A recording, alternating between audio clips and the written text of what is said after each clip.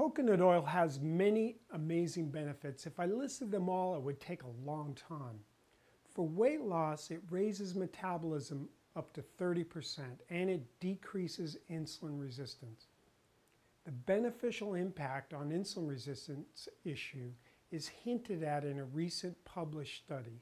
This study looked at 40 women with abdominal obesity.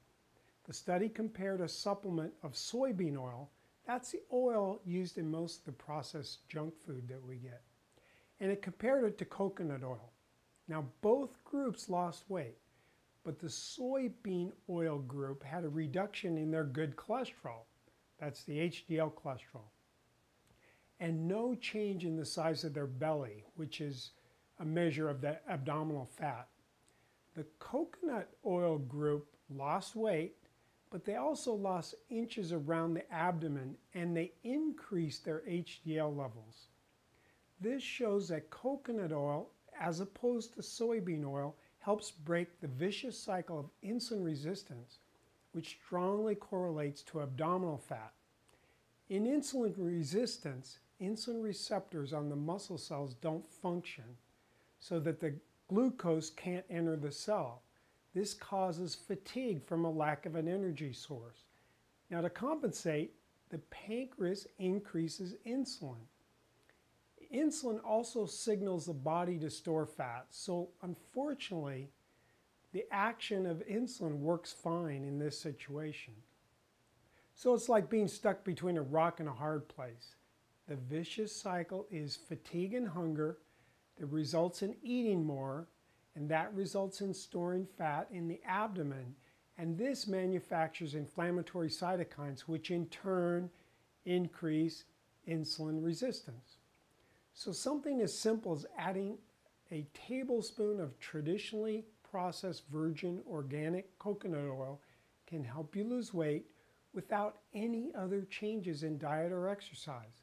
This has been documented in other studies, and I've also seen it in my practice.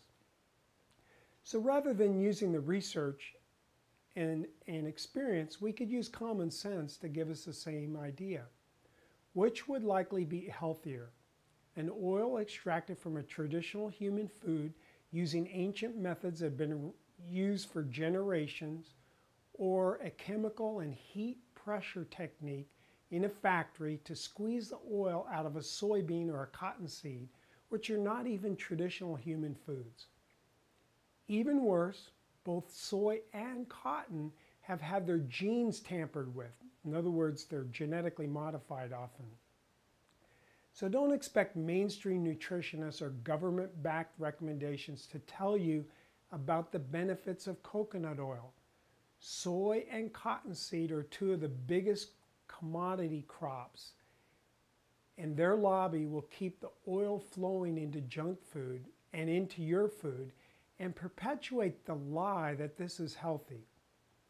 You should look at these processed oils as poisons and try to avoid them. If you want to reduce your risk of obesity, diabetes, infectious diseases, parasites, cancer, osteoporosis, Alzheimer's disease, cardiovascular disease, and many other health problems, start the healthy coconut oil habit today. This is Dr. Gerhauser speaking. If you have any comments, please post them below. If you would like more information on the natural foods diet and how you can use it to achieve optimal health, hit the subscribe button above.